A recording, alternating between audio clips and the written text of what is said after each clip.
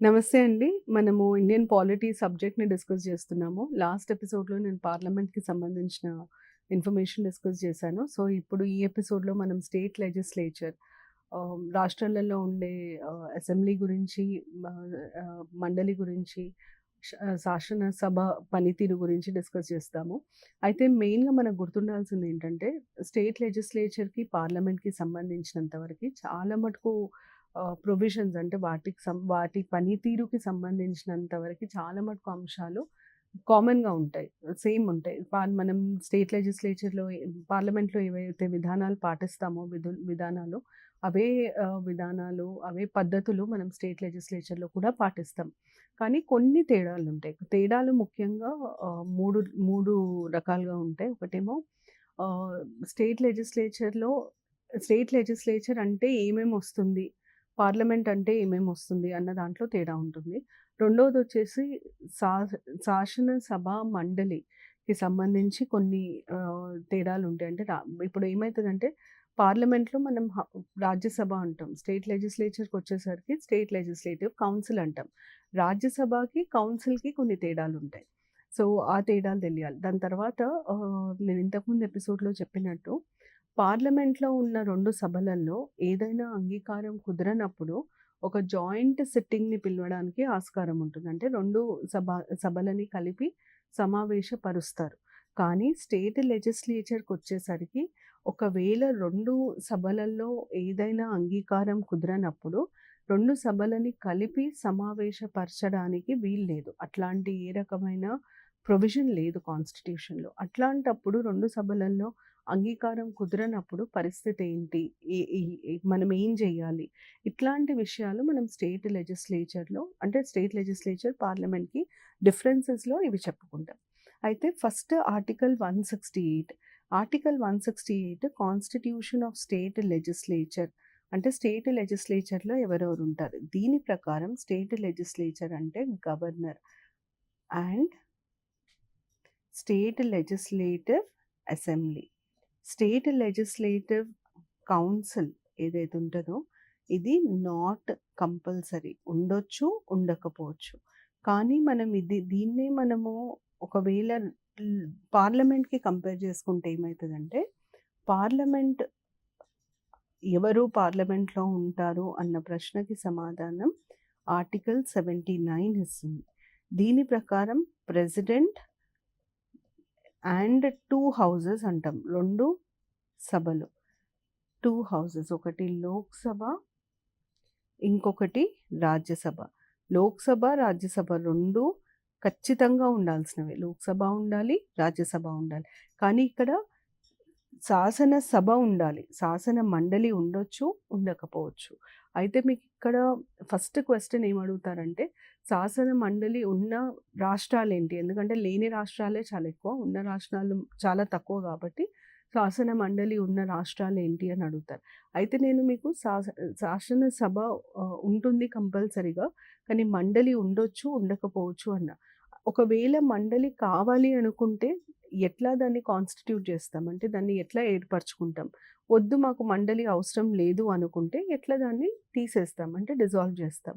ఉదాహరణకి ఏపీలో ఒక కొంతకాలం క్రితం మండలిలో కొన్ని సమస్యలు అంటే కొన్ని బిల్లులు మండలిలో ఆహ్, పాస్ అవ్వట్లేదు అన్న ప్రాబ్లమ్ వచ్చినప్పుడు ఏపీ సీఎం గారు అసలు మండలి అవసరం ఉందా?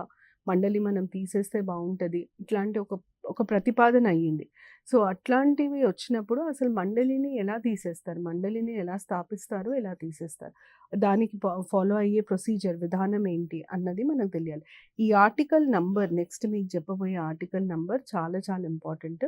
ఆర్టికల్ 169 ఏదైతే ఉందో అది creation or abolition of state legislative council అంటే మీరు ఆహ్, మండలిని క్రియేట్ చేయాలన్నా, మండలిని తీసేయాలన్నా, అబాలిష్ చేయాలన్నా ఈ ప్రొసీజర్‌ని ఫాలో అవ్వాలి. సో, ఈ ప్రొసీజర్ మనకేం చెప్తుందన్నది అర్థం చేసుకుందాం. బిల్ మనం ఒక ప్రతిపాదన పెట్టాలి. To create or abolish. Create అన్నప్పుడు దాన్ని ఏర్పరచడానికి, అబాలిష్ అంటే దాన్ని తీసేయడానికి. The state legislative council can be introduced. ఈ బిల్లుని ఎక్కడ మనం ప్రతిపాదించొచ్చు? used in state legislative assembly only. State legislative అసెంబ్లీలో మాత్రమే దాన్ని ప్రతిపాదించడానికి వీలుంటుంది. స్టేట్ లెజిస్లేటివ్ అసెంబ్లీని ఈ bill special majority of 2/3 present and voting greater then are equal to absolute majority అంటే స్పెషల్ మెజారిటీ ద్వారా ఆమోదించాలి. ఇది చాలా చాలా ముఖ్యమైన అంశం. ఎందుకంటే ఈ మెజారిటీ రాష్ట్ర శాసనసభలో ఇంకెక్కడ దేనికి వాడరు. అంటే రాష్ట్ర శాసనసభలో ఈ మెజారిటీ ఉట్టి కౌన్సిల్కి మాత్రమే వాడతారు. Used in state legislature for only this purpose.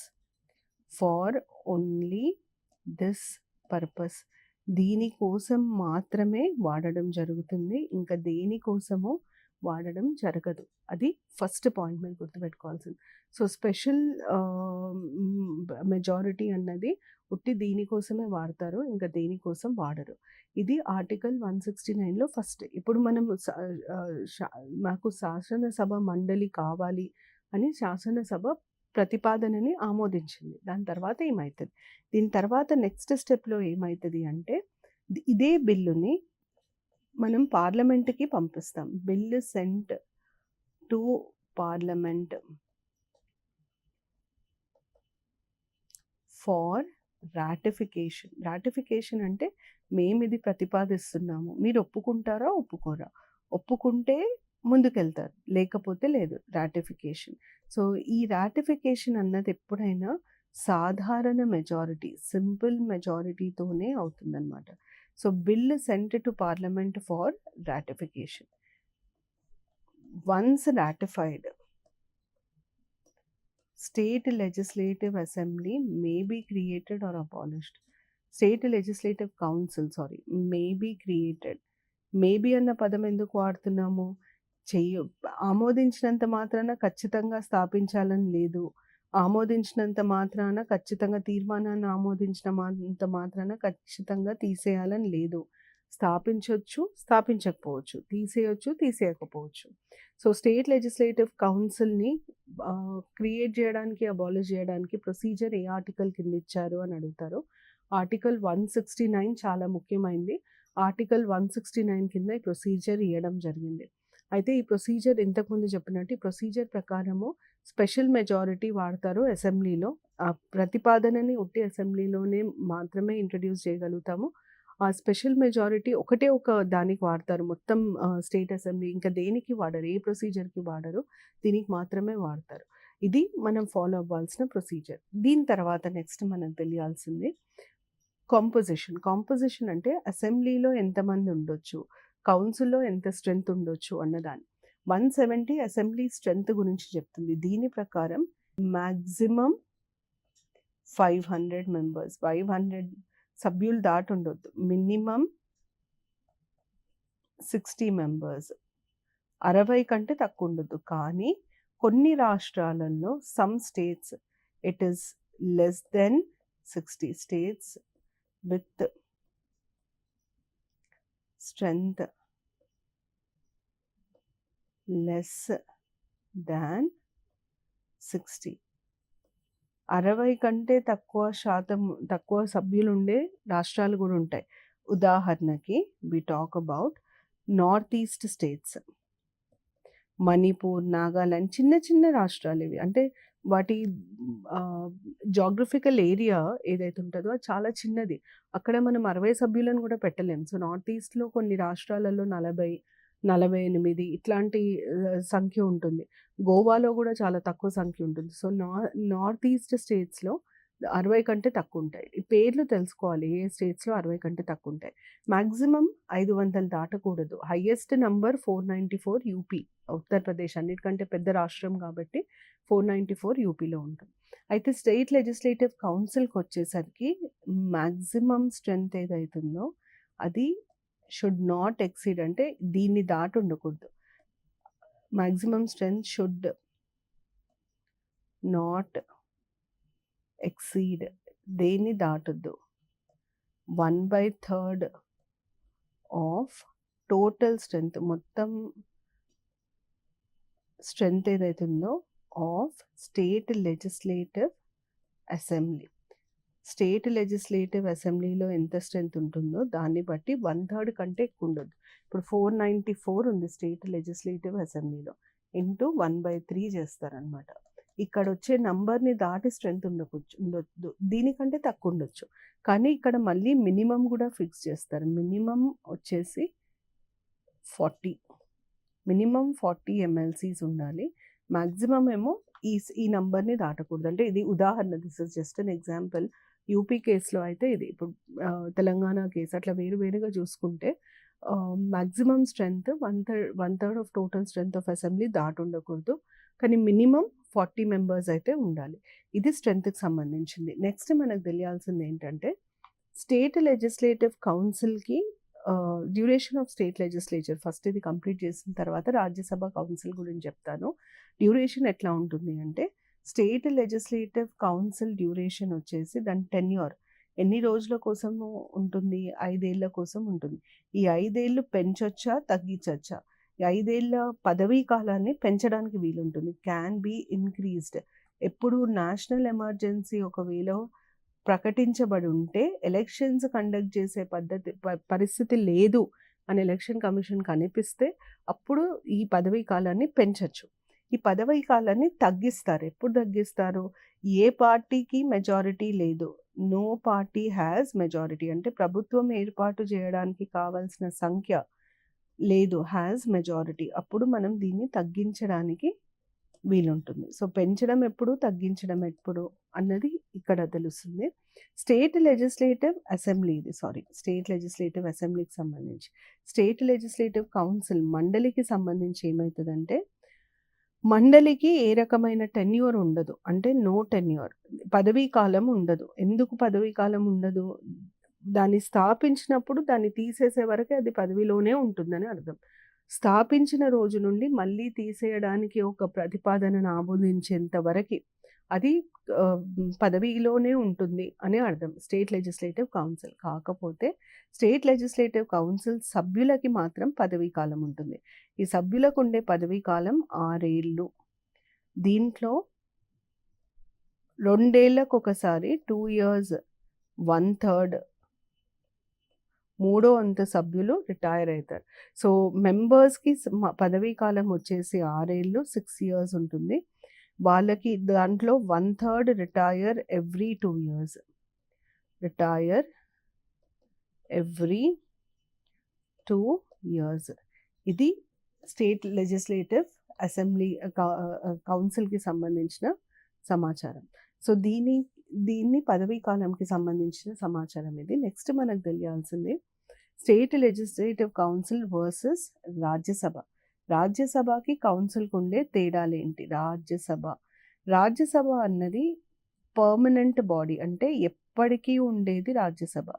కానీ state legislative council non permanent, దాన్ని క్రియేట్ చేయొచ్చు, దాన్ని అబాలిష్ చేయొచ్చు. So non permanent. దాని తర్వాత రెండో తేడా ఏంటంటే రాజ్యసభ అధ్యక్షులు ఎవరు ఉంటారు, దాని హెడ్ ఎవరు అంటే వైస్ ప్రెసిడెంట్. కానీ స్టేట్ లెజిస్లేటివ్ కౌన్సిల్ చైర్మన్ వచ్చేసి మెంబర్స్లో ఒకరు ఉంటారు.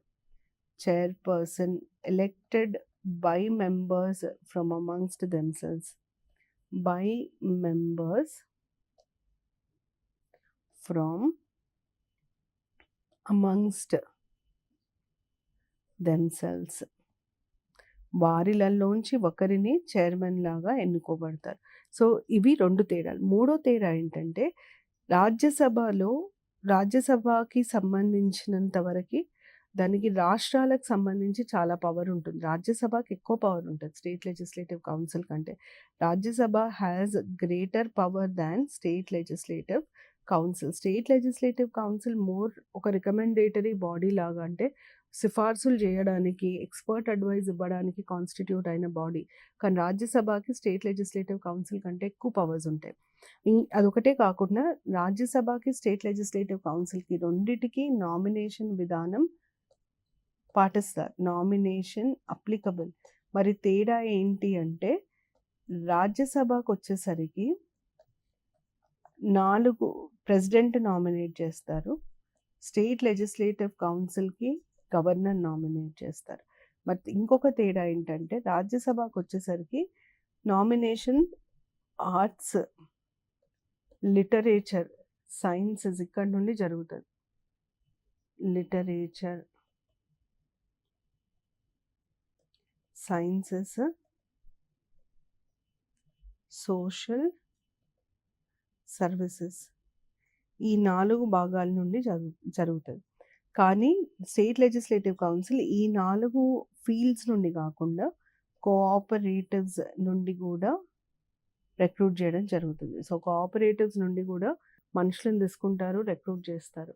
ఇది స్టేట్ లెజిస్లేటివ్ కౌన్సిల్ కి రాజ్యసభకు ఉండే తేడా. ఇంకొక ముఖ్యమైన గమనిక ఏంటంటే మనం స్టేట్ లెజిస్లేటివ్ కౌన్సిల్లో ఎంతమంది ఉండాలి అన్నది చర్చించుకున్నాం, కానీ దీన్ని ఎట్లా విభజిస్తారు అంటే దీంట్లో 1/6 మనం ఎంతమంది ఉన్నా దాంట్లో 6వ వంతు గవర్నర్ నామినేట్ చేస్తారు.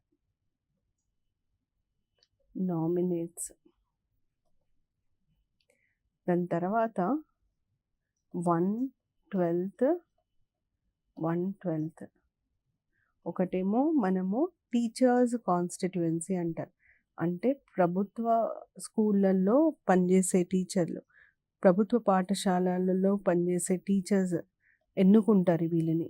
కాన్స్టిట్యుయెన్సీస్, టీచర్స్ కాన్స్టిట్యుయెన్సీ అంటాం. కనీసం 3 ఏళ్ళ గత 3 ఏళ్ళుగా ప్రభుత్వ పాఠశాలల్లో టీచర్స్ లాగా పనిచేసే వాళ్ళు. ప్రైమరీ స్కూల్ టీచర్స్కి ఓటు హక్కు ఉండదు. మిడిల్ స్కూల్, హై స్కూల్ వాళ్ళకు ఓటు హక్కు ఉంటుంది. వాళ్ళు మాత్రమే ఎన్నుకోగలుగుతారు.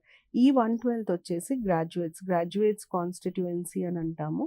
గ్రాడ్యుయేట్స్ కాన్స్టిట్యుయెన్సీ అంటే గ్రాడ్యుయేట్ పట్టభద్రుల కాన్స్టిట్యుయెన్సీ. పట్టభద్రులైన వారు కనీసం 3 ఏళ్ళుగా పట్టుభద్రులుగా ఉన్న వాళ్ళు, అంటే 3 years బ్యాక్ గ్రాడ్యుయేషన్ చేసిన వాళ్ళ వరకు ఓటు వేసే హక్కు ఉంటుంది. ఈ మిగతా భాగం వచ్చేసి 1/3 ఒక 1/3 ఏమో ఎమ్మెల్యేస్ కాన్స్టిట్యుయెన్సీ. ఎమ్మెల్యేస్ కాన్స్టిట్యుయెన్సీ అంటే ఎమ్మెల్యేలు అందరూ కలిపి కొంతమంది సభ్యులను ఎన్నుకుంటారు కాన్స్టిట్యుయెన్సీ. ఈ 1/3 వచ్చేసి local bodies constituency. Local bodies constituency అంటే లోకల్ బాడీస్లో ఉన్న వాళ్ళందరూ కలిసి ఎన్నుకునేది లోకల్ బాడీస్ కాన్స్టిట్యుయెన్సీస్. ఇది డివిజన్ 1/6, 1/12, 1/12 అంటే 60 మంది సభ్యులు ఉన్నారనుకోండి, 60 టోటల్ స్ట్రెంత్ అనుకుంటే 10 మందిని గవర్నర్ నామినేట్ చేస్తారు. ఇక్కడ 10 వస్తుంది. 5, 5, 20, 20 ఇట్లా డిస్ట్రిబ్యూట్ చేస్తారు. సో మొత్తం మీరు యాడ్ చేస్తే మళ్ళీ మీకు 60 వస్తుంది. ఇది క్యాల్కులేట్ చేసే విధానం, స్ట్రెంత్ ఇట్లా ఉంటుందన్నమాట. ఇది స్టేట్ లెజిస్లేటివ్ కౌన్సిల్కి సంబంధించి ఇన్ఫర్మేషన్. కానీ రాజ్యసభకి ఈ డివిజన్ ఉండదు. రాజ్యసభలో చాలా క్లియర్గా 12 మంది సభ్యులని రాష్ట్రపతి నామినేట్ చేస్తారు ఈ 4 ఫీల్డ్స్లలో అని చెప్పి మాత్రమే ఉంటుంది. ఇక్కడ ఏమంటామంటే 1/6 స్ట్రెంత్ని గవర్నర్ నామినేట్ చేస్తుంది. 5 fields: arts, literature, social sciences, దాని తర్వాత సోషల్ సర్వీసెస్, సైన్సెస్, ఇంకా కోఆపరేటివ్స్. ఇది దీనికి సంబంధించింది. ఆర్డినరీ బిల్ మనకు తెలిసిన ఇంతకుముందు మనం డిస్కస్ చేసుకున్నట్టు రాజ్యాంగ సవరణకు సంబంధించిన ఏ ప్రతిపాదన కానీ బిల్లుని ఒక రాష్ట్రం ఆమోదించడానికి వీలుండదు, లేదా ప్రతిపాదించడానికి కూడా వీలుండదు. సో రాష్ట్రంలో ఎలాంటి బిల్లులు పోతాయి అంటే ఆర్డినరీ బిల్స్ పోతాయి, మనీ బిల్ పోతుంది, కానీ కాన్స్టిట్యూషనల్ అమెండ్మెంట్ బిల్ పోదు. అయితే ఆర్డినరీ బిల్లు విధానం అంటే ఆర్డినరీ బిల్లుని ప్రతిపాదించినప్పుడు ఎలాంటి విధానాన్ని పాటిస్తారన్నది ఇప్పుడు మనం డిస్కస్ చేయబోతున్నాం. ఆర్డినరీ బిల్కి వచ్చేసరికి can be introduced in either అంటే మనము శాసన సభలో లేదా శాసన మండలిలో ఎక్కడైనా ఇంట్రడ్యూస్ చేయొచ్చు. అయితే సభలో ఇంట్రడ్యూస్ అయితే దాన్ని ఏ మెజారిటీతో అప్రూవ్ చేయాలా? అప్రూవ్డ్ విత్ సింపుల్ మెజారిటీ ద్వారా అప్రూవ్ చేస్తాం. ఇది వచ్చేసి అప్రూవ్డ్, ఇక్కడ కూడా విత్ సింపుల్ మెజారిటీ. దీని తర్వాత నెక్స్ట్ స్టేజ్‌లో ఏమైతదంటే, ఒక హౌస్ అప్రూవ్ చేసినప్పుడు ఆటోమేటిక్‌గా ఇంకో హౌస్‌కి పంపియాలి. So, sent to state legislative council for approval అని అంటాం. స్టేట్ లెజిస్లేటివ్ కౌన్సిల్ దగ్గర ఆమోదం తెచ్చుకోవడానికి పంపిస్తాం. ఇక్కడికేమో sent to state legislative assembly for approval. ఇక్కడ నుండి విధానం మారుతుంది. ఇక్కడికి వచ్చేసరికి ఏమైతదంటే, స్టేట్ లెజిస్లేటివ్ అసెంబ్లీ పాస్ చేసింది కౌన్సిల్‌కొచ్చింది. స్టేట్ లెజిస్లేటివ్ కౌన్సిల్ పాస్ చేసింది స్టేట్ లెజిస్లేటివ్ అసెంబ్లీకొచ్చింది. స్టేట్ లెజిస్లేటివ్ కౌన్సిల్ అప్రూవ్స్ అంటే దాన్ని ఆమోదిస్తుంది. లేదా డిసప్రూవ్స్ నేను ఒప్పుకోను అంటుంది. లేదా అసలేమీ చెప్పదు. నిశ్శబ్దం పాటిస్తుంది. సైలెంట్. లేదా కొన్ని మార్పులు చేస్తుంది. Makes changes. అప్పుడు పరిస్థితి ఏంటి? చేంజెస్. ఓకే. ఇక్కడికొచ్చేసరికి కూడా state legislative assembly approves. State legislative assembly disapproves. State legislative assembly remains silent. Makes changes. అప్పుడు ఏమైతది? ఈ 4 ఏది చూజ్ చేసుకున్నా ఏంటి పరిస్థితి? ఈ 4 ఏది చూజ్ చేసుకున్నా ఏంటి పరిస్థితి? అప్రూవ్స్ అన్నప్పుడు ఆటోమేటిక్‌గా సెంట్ టు గవర్నర్. ఇంకా మనం గవర్నర్ దగ్గర పంపించేస్తాము దాన్ని యాక్ట్ చేయడానికి. For assent. అప్రూవ్స్ అన్నప్పుడు sent to governor for assent. లేదు డిసప్రూవ్స్ ఒప్పుకోదు. అప్పుడు ఏమైతది అంటే మళ్ళీ స్టేట్ లెజిస్లేటివ్ అసెంబ్లీకి పంపిస్తారు. Sent back to state legislative assembly. State legislative assembly మళ్ళీ దీన్ని ఆమోదిస్తుంది. Passes it again. మళ్ళీ దీన్ని ఆమోదించిన తర్వాత దాన్ని ఆటోమేటిక్‌గా గవర్నర్‌కి పంపిస్తారు. ఇది రెండోది. సైలెంట్ ఉన్నప్పుడు 3 నెలలు వెయిట్ చేస్తారు. మనకెట్లా తెలుసు అసలు వీళ్ళు ఏమీ చేయదలుచుకోలేదు, దీని గురించి మాట్లాడదలుచుకోలేదు అన్న విషయం మనకెట్లా తెలుస్తుంది? కొంచెం టైం వెయిట్ చేయాలి. ఎంత టైం వెయిట్ చేయాలి? 3 నెలలు వెయిట్ చేయాలి. 3 నెలలు వెయిట్ చేసినాక కూడా ఇంకేమీ ముందుకు వెళ్తలేదు. ప్రతిపాదన ఎక్కడుందో అక్కడే ఉంది. అట్లాంటప్పుడు మనం ఏం చేయాలి అంటే 3 నెలల తర్వాత మళ్ళీ స్టేట్ లెజిస్లేటివ్ అసెంబ్లీకి తిరిగి పంపిస్తారు. State legislative assembly passes it. మళ్ళీ స్టేట్ లెజిస్లేటివ్ కౌన్సిల్‌కి పంపించి ఇంకొక నెల వెయిట్ చేస్తారు. 1 మంత్ వెయిట్ చేస్తారు. దాని తర్వాత 2 హౌసెస్ పాస్ చేసినాయి అనుకోని గవర్నర్‌కి పంపించడం జరుగుతుంది. ఒకవేళ మార్పులు చేస్తే ఈ మార్పులని state legislative assembly may agree ఆమోదించొచ్చు, ఆమోదించకపోవచ్చు. May not agree. ఈ రెండిట్లో ఏదైనా జరగచ్చు. ఒకవేళ ఆమోదిస్తే ఆమోదనతో ముందుకెళ్తుంది. ఒకవేళ ఆమోదించకపోతే మార్పులు లేకుండా ముందుకెళ్తుంది. అంటే మీరు ఇదంతా చూసి మీకు అర్థం కావాల్సింది ఏంటంటే, ఇక్కడ ఈ ఈ ఈ నేనిప్పుడు చెప్పిన దానికి స్టేట్ లెజిస్లేటివ్ కౌన్సిల్ ఒక ఆర్డినరీ బిల్లుని ఉట్టి డిలే చేయగలుగుతది. ఎన్ని రోజులు డిలే చేయగలుగుతది ఒక ఆర్డినరీ బిల్లుని?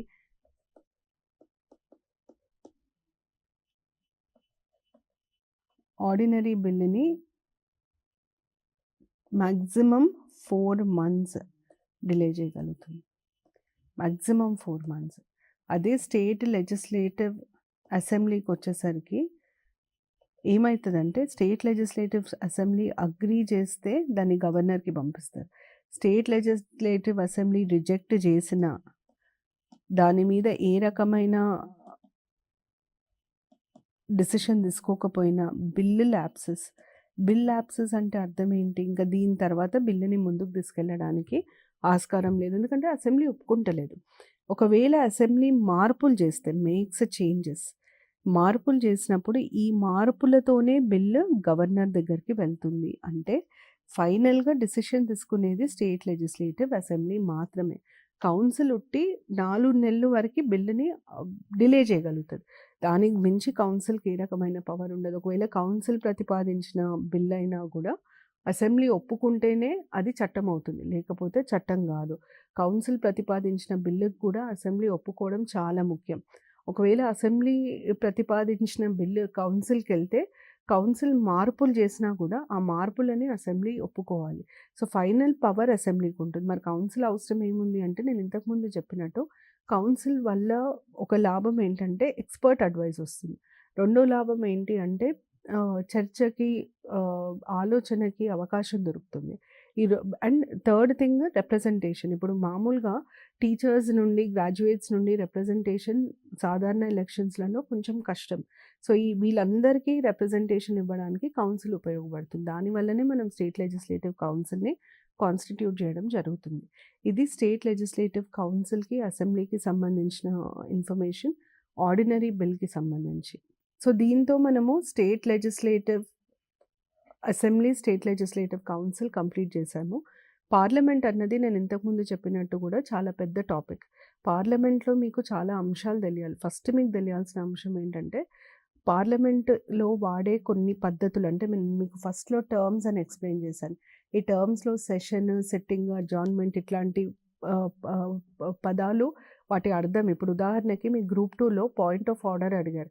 పాయింట్ ఆఫ్ ఆర్డర్ అంటే ఏంటి? అడ్జార్న్‌మెంట్ అంటే ఏంటి? అడ్జార్న్‌మెంట్ మోషన్ అంటే ఏంటి? సెషన్ అంటే ఏంటి? ఇట్లాంటివి తెలియాలి. ఈ టర్మ్స్ ఇంపార్టెంట్. దాని తర్వాత కొన్ని యాంటీ డిఫెక్షన్ లా కొన్ని స్పెసిఫిక్ పార్ట్స్ ఉంటాయి. ఈ యాంటీ డిఫెక్షన్ లా, పార్టీ ఫిరాయింపు చట్టం చాలా చాలా ముఖ్యమైనది. యాంటీ డిఫెక్షన్ లా ఒకటి తెలియాలి. దాని తర్వాత parliamentary privileges, parliamentary joint sitting of parliament ఇట్లాంటివి తెలియాలి. ఒక దగ్గర పార్లమెంట్‌కి సంబంధించి ఒక 15-20 ఆర్టికల్స్ మీకు తెలిస్తే మంచిది. వాటి మీద ప్రశ్నలు ఎక్కువొస్తాయి. దాని తర్వాత పార్లమెంటరీ ప్రొసీజర్స్‌లో బడ్జెట్, మనీ బిల్ చాలా చాలా ముఖ్యం. బడ్జెట్ మీద, మనీ బిల్ మీద ఇంతకుముందు కూడా ప్రశ్నలు అడిగారు. మీకు గ్రూప్ 1 ప్రిలిమ్స్‌లో అడిగారు, గ్రూప్ 2లో అడిగారు, సివిల్ సర్వీసెస్‌లో కూడా అడుగుతున్నారు. సో, బడ్జెట్‌కి సంబంధించిన ఆర్టికల్ నంబర్స్ దగ్గర నుండి మొదలుకొని ప్రతి ఒక్కటి తెలియాలి. దాని తర్వాత మీకు పార్లమెంటరీ కమిటీలో అతి ముఖ్యమైన కమిటీలు 3 ఉంటాయి. ఒకటి పబ్లిక్ అకౌంట్స్ కమిటీ, ఇంకోటి పబ్లిక్ అండర్‌టేకింగ్స్ కమిటీ, ఇంకోటి ఎస్టిమేట్స్ కమిటీ. వీటికి సంబంధించిన అంశాలు మీకు తెలియాలి. నేను అది ఇంతకుముందు డిస్కస్ చేశాను. దాని తర్వాత లాస్ట్‌కి మీకు తెలియాల్సింది స్టేట్ లెజిస్లేచర్. స్టేట్ లెజిస్లేచర్ విధి విధానం పార్లమెంట్‌ది దాదాపుగా ఒకటేలాగా ఉంటది కాబట్టి, ఎక్కడెక్కడైతే తేడాలుంటాయో ఆ తేడాల వరకు తెలుసుకుంటే సరిపోతది. ఇంకొకటి చిన్నది మనకు తెలవాల్సింది ఏంటంటే, నేను ఇంతకుముందు కూడా డీఆర్ఎస్సీస్‌ని గురించి చెప్పాను. ఈ డీఆర్ఎస్సీస్ అనే వ్యవస్థ ఇండియాలో ఎప్పుడు ఇంట్రడ్యూస్ చేశారంటే 1993లో ఇంట్రడ్యూస్ చేశారు. అయితే 1993లో ఇంట్రడ్యూస్ చేసినప్పుడు మన దగ్గర 45 మెంబర్స్ ఉండేవాళ్ళు డీఆర్ఎస్సీస్‌లో. దీన్ని మళ్ళీ 2004లో మార్చారు. మార్చినప్పుడు ఏం చేశారంటే, ఈ సంఖ్య ఏదైతుందో సభ్యుల సంఖ్య దీన్ని తగ్గించారు. 31 మెంబర్స్‌ని పెట్టి 24 డీఆర్ఎస్సీస్‌ని తీసుకొచ్చారు. 24 డీఆర్ఎస్సీస్ ఉంటాయి. ఈ 24 డీఆర్ఎస్సీస్ ఎట్లా పనిచేస్తాయంటే 1-8 డీఆర్ఎస్సీస్ రాజ్యసభ చైర్మన్ పర్యవేక్షణలో పనిచేస్తే 9-24 డీఆర్ఎస్సీస్ లోక్సభ చైర్మన్ పర్యవేక్షణలో లోక్సభ స్పీకర్ పర్యవేక్షణలో పనిచేస్తాయి. సో, ఇట్లా డీఆర్ఎస్సీస్ ఎప్పుడు ఇంట్రడ్యూస్ చేశారు? డీఆర్ఎస్సీస్‌లో ఎంతమంది సభ్యులుంటారు? 31 మంది సభ్యులుంటారు. దీంట్లో 21 మంది లోక్సభ నుండి వస్తారు. దాని తర్వాత 10 మంది మాత్రం రాజ్యసభ నుండి వస్తారు. ఇట్లాంటి డీటెయిల్స్ మీకు ఎక్కువ ఇంపార్టెంట్ ఎగ్జామ్‌కి. ఇది డీఆర్ఎస్సీస్‌కి సంబంధించిన ఇన్ఫర్మేషన్. నేను ఇదొక్కటి మిస్ అయ్యాను. సో, దీంతో మనం parliament and state legislature complete చేశాము. ఇంకా మనకు 3 ముఖ్యమైన టాపిక్స్ ఉన్నాయి. ఒకటేమో లోకల్ సెల్ఫ్ గవర్నమెంట్. దాని తర్వాత రెండో అంశం వచ్చేసి జ్యుడిషియరీ. థర్డ్ వచ్చేసి సెంటర్ స్టేట్ రిలేషన్స్. ఈ 3 టాపిక్స్ మెయిన్ ఇంపార్టెంట్. దాని తర్వాత మనకు కాన్స్టిట్యూషనల్, నాన్ కాన్స్టిట్యూషనల్ బాడీస్ ఉంటాయి. దాని మీద నేను ఒక ఎపిసోడ్‌లో అసలు మీరు దానికి ఎట్లా ప్రిపేర్ అవ్వాలి, ఎలాంటి ప్రశ్నలొస్తాయి, వీటి మీద నేను మీకు ఒక కంప్లీట్ పిక్చర్ ఇస్తాను. సో, దీంతో మనం పాలిటీ సిలబస్ కంప్లీట్ చేసాం. అంటే స్టాటిక్ పార్ట్ అయిపోతుంది. నెక్స్ట్ ఎపిసోడ్‌లో కలుస్తాను. నెక్స్ట్ ఎపిసోడ్‌లో కొత్త టాపిక్‌తో స్టార్ట్ చేద్దాం. Thank you. నమస్తే.